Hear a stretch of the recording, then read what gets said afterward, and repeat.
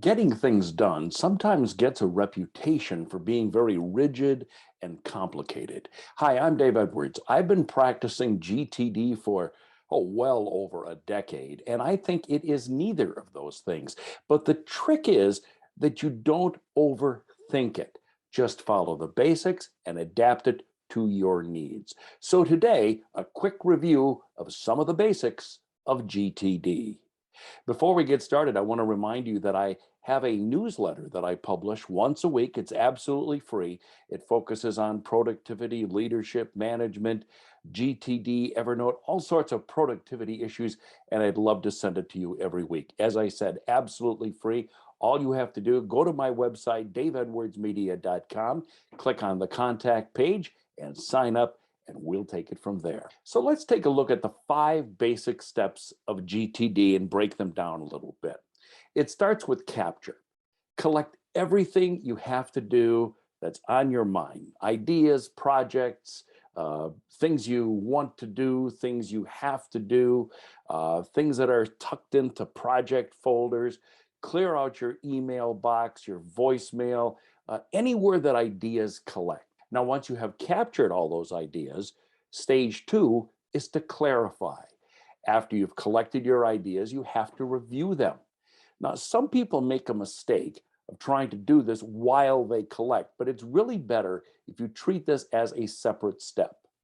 Process each item by deciding what that item means and what you need to do about it. Is it something that you need to do soon? In which case, then it should go on your to-do or your next action list.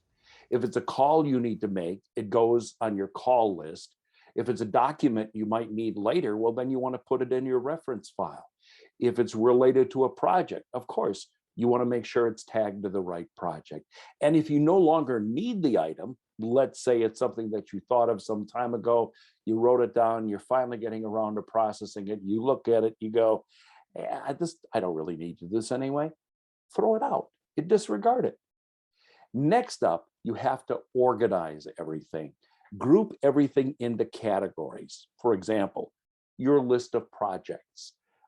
Date referenced items, of course, would go on your calendar. Next items, those are your to-do items, things that need to get done as soon as possible.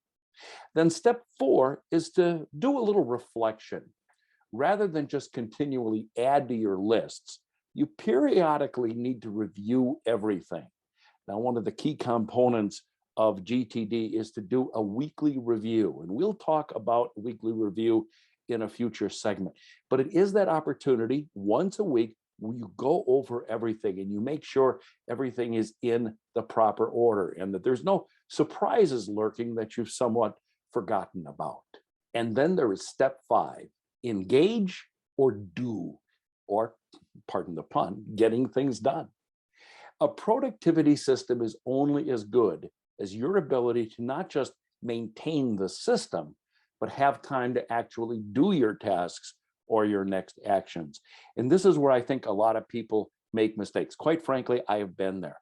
Where you develop a system, maybe it's based on GTD or something else. It might involve a computer program or a notebook, and you design this really complicated system, and you're spending most of your time maintaining the system. And for every moment you spend maintaining the system, you don't have time to get your work done.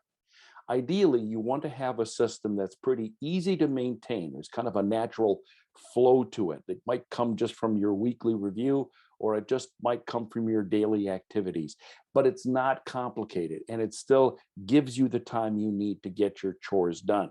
And that's one of the major purposes of this series of videos that I'm going to share with you over the next few weeks and months, is to show you how you can build a system around GTD, how you can make it work for you without overbuilding the system.